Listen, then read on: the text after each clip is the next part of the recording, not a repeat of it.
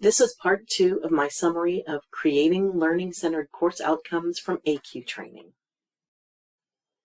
This 2-part video series discusses the topics in detail. The terms outcome and objective are interchangeable. This video will focus on steps 5 through 7. Course outcomes are the themes for the course. Learning or module outcomes target that week's or that module's subject. Learning outcomes support and contribute to accomplishing the course outcomes. Just FYI, these are poorly worded course objectives. Can you tell why? This will be addressed momentarily. Learning outcomes should use student-centered language and use action verbs that align with activities and assessments. What activity will be used in class or as a graded assignment where the student will apply the scientific method in this example? They should align.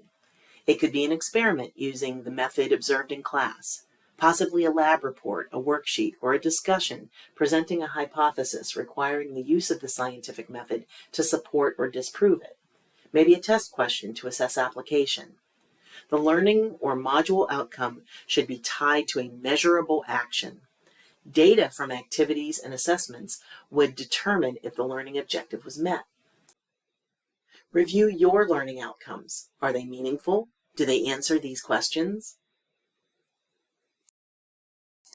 Just like SMART goals, you must measure progress toward your learning outcomes. Meeting the learning outcome should contribute to the course outcome because it should align. Finding the right action verb to capture the expectation and activity is important.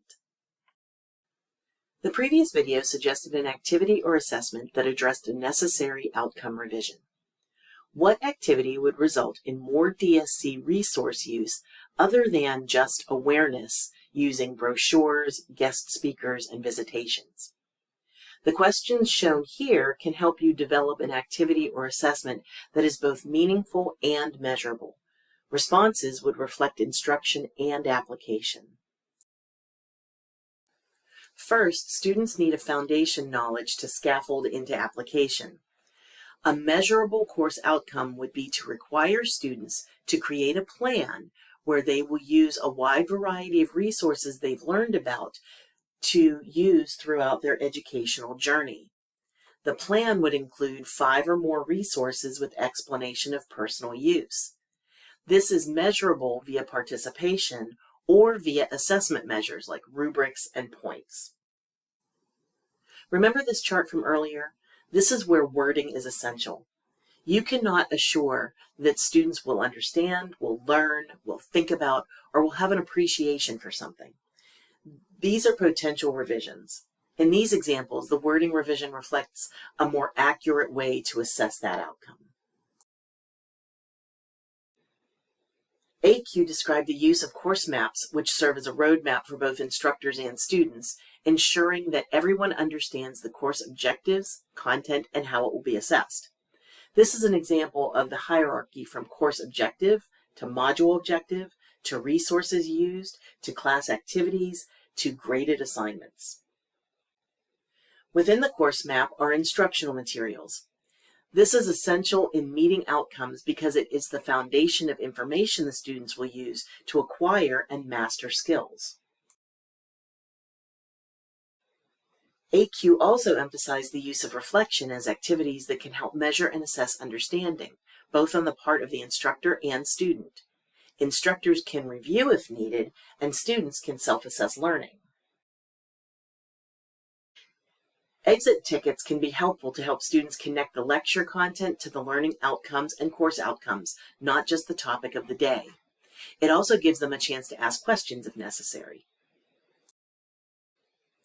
Ungraded quizzes are a low-stakes option to help assess knowledge. The other examples listed are great for applying information or recognizing gaps in understanding.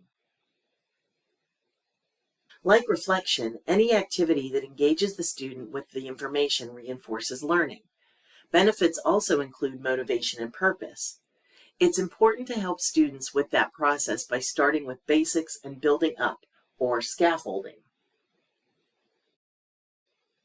In this course map example, it shows cognitive level, outcome, and instructor activities. It also includes student activities. Before the student can apply, the instructor needs to inform. In this course map example, it also includes assessments, which are typically the graded assessments for the course, such as exams, papers, projects, etc. ACUE provided a great overview and the opportunity to practice to modify and develop learning-centered, meaningful, and measurable objectives.